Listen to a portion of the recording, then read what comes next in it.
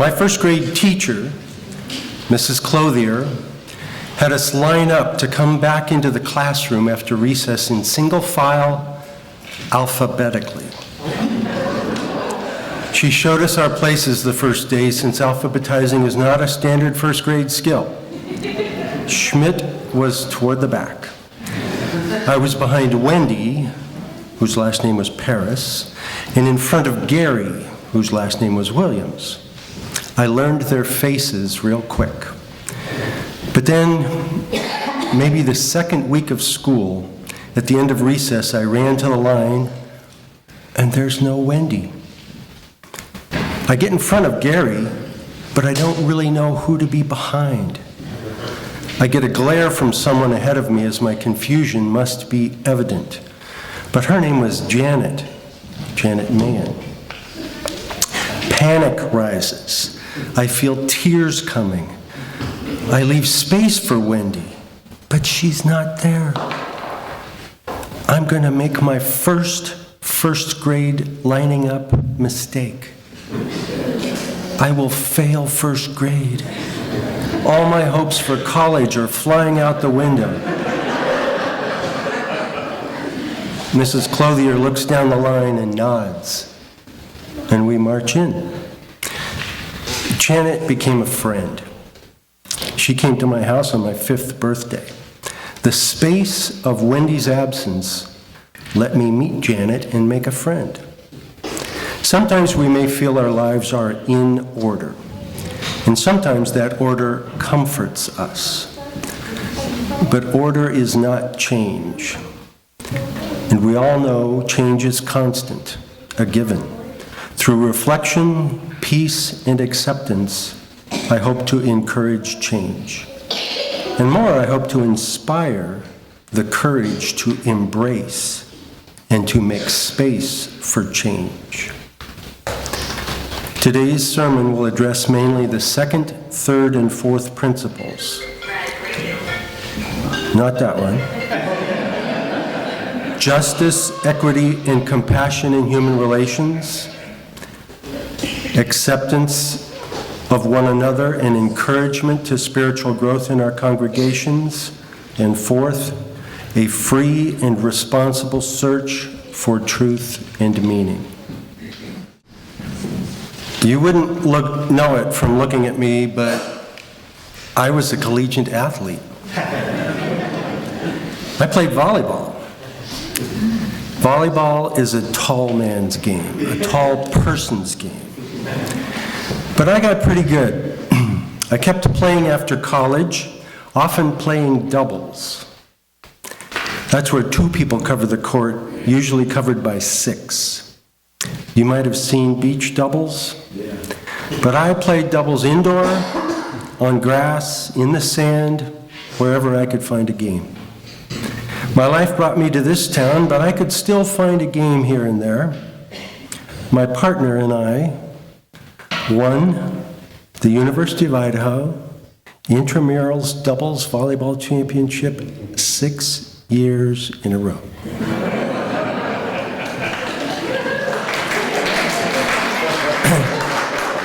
We were both faculty, old guys. It sure helped that he was 6'4". Some doctors in town got the word that I knew volleyball and invited me onto their Parks and Rec team. This was 6-man co-ed volleyball, 6-person. Our skill levels were different, and that led to a problem. You see, I could pass almost any serve that came over the net. My teammates figured this out pretty quickly, and pretty soon, I was taking every serve. I'd put up good passes, but we kept losing. They just weren't in the game. They were always thinking, Dan will get it. After a while, I asserted myself. You take it, I would say, or better, I would call their name as the ball left the server's hand. We started to play better.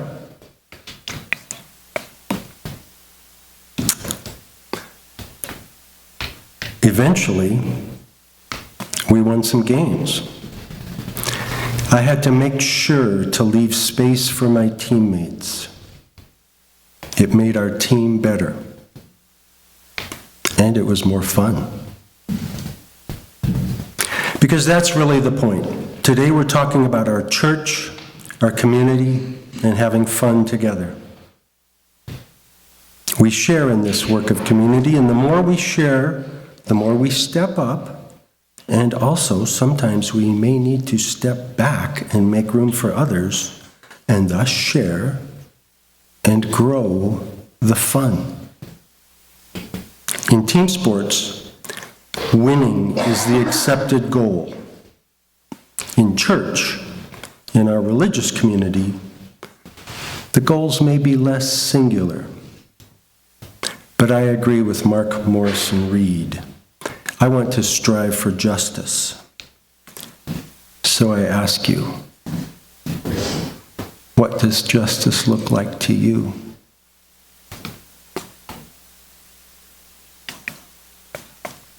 For some, justice is what our government should be doing. I would argue it's more than that, but let me tell you about my experience stepping up and stepping back in my role in state government. Most of you know I was elected to the Idaho State Senate in 2010. All Idaho legislators stand for election every 2 years, and from the beginning, I had worked hard to recruit people to run for office. Sometimes people need a prompt to offer up their effort. I did. It was 10 years ago that I was asked to run for a seat held by a man I had voted for. He'd been in that seat for 14 years, and I said yes, not really expecting to win. But he got beat in the primary, and then I won in the general, and then I needed to figure out how to best serve. But that's another story. Back to asking people to run for elected office. It's tough. Often the people who are attracted to the prestige and power, such as it is, aren't really the best to serve. But often, you take what you get. Why is it so difficult to inspire public service? I can think of no higher calling. When I was a state senator, I wrote a note of thanks to every person in Latah or Benewah County, which was my legislative district, that ran for office, from county commissioner to sewer district. I thanked them all for their willingness to engage in our process of governance, to run for office, win or lose. I appreciated the effort. My appreciation did not mean they had gotten my vote, but governance, successful governance, requires engagement. It's not about the fame, it's not about power, it's about community. Expressing our heartfelt, respectful thanks builds community. So appreciate your representatives, but then don't forget to vote. In my second year of serving, before I stood for re-election, I began looking for someone to replace me. I found a good candidate, and we discussed when would be a good time for him to run and how long did I expect to serve. We settled on 2018. In all my races, I never won by much. I got reelected twice, but sure enough, come 2016, I didn't. So our district got 2 years of seeing a different style of governance. It was an opportunity that the voters took up in 2018, and it was fortunate that someone had been encouraged and chose to run then. I tell this because I want you to never be afraid to look around for your own replacement. Actually, Start looking as soon as you take a job. For change is constant, expected, and inevitable. Embrace change. Realize change in you, in yourself. We all change. We all grow old. We all will die. Don't be afraid. Be inspired. It would be customary in this point in a sermon to quote some scripture. Actually, I probably should have cited some a while ago. But we are Unitarians, so maybe I should call on some different doctrine. I do not know Scripture well, and today I'm relying on my stories, my experience to inspire you. I encourage every one of you, to find your inspiration wherever it comes from. For me, I find my inspiration in my community. This is why I have embraced this endeavor our congregation has undertaken to make our space radically welcoming, to grow this space, to grow our congregation so we can more broadly serve justice. This change will require we need space for the new. We will tear down the yellow house.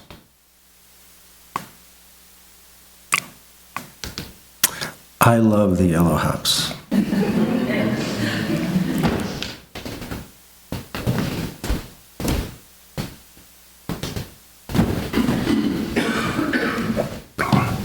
You cannot know all the effort I put into that little building. I have plumbed and I have wired.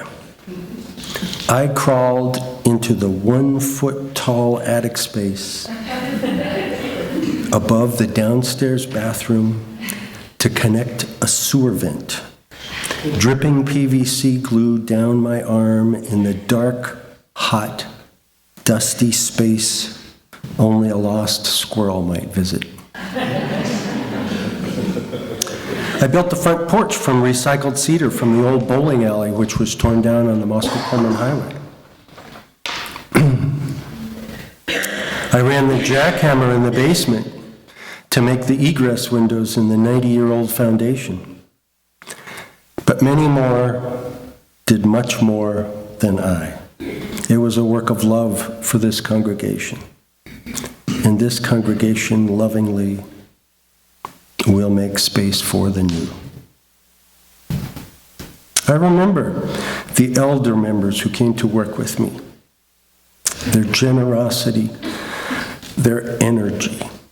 Their generosity inspired me. I remember all the conversations, arguments even, over what comes next, just what we can afford, what it should look like, the compromises. From those I learned. I came to learn that it was for justice we worked. I came to realize that we, this congregation, this church, had a vision of justice for our broader community. I came to learn that our faith, our community, could grow and share our belief with our neighbors, our fellow congregants, our town, indeed our world. Our effort showed these values. The inherent worth and dignity of all, no matter the hammer you swing, whatever gift you can share.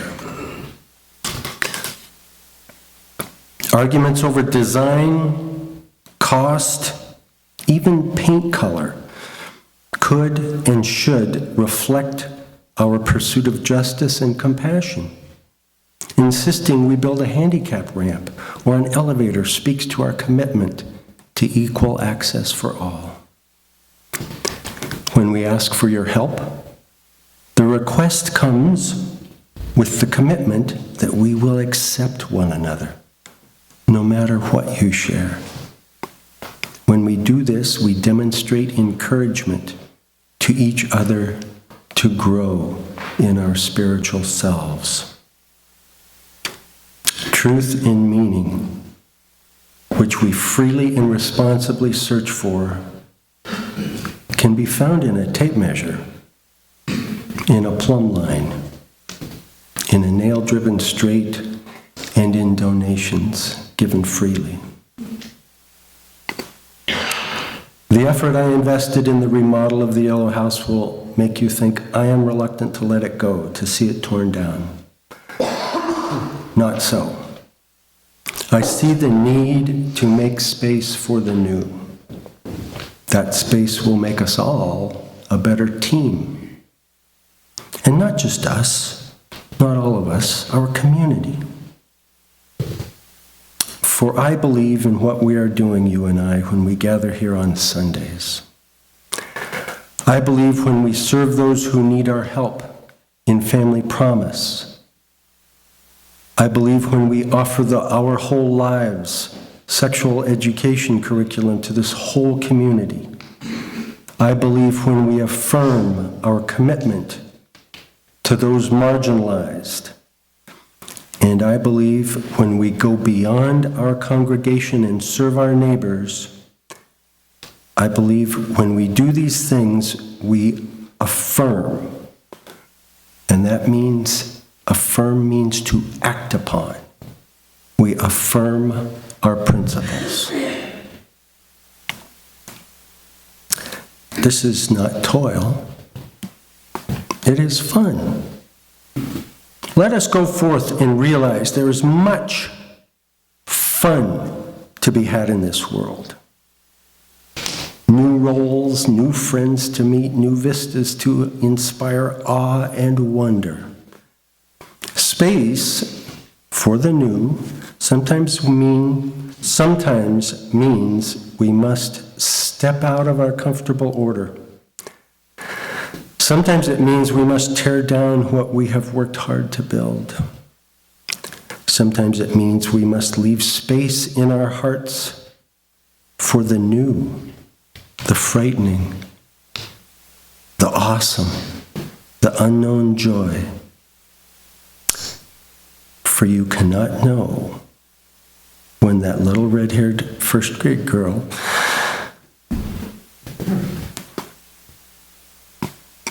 glaring at you for your fearful anxiety might become a good friend.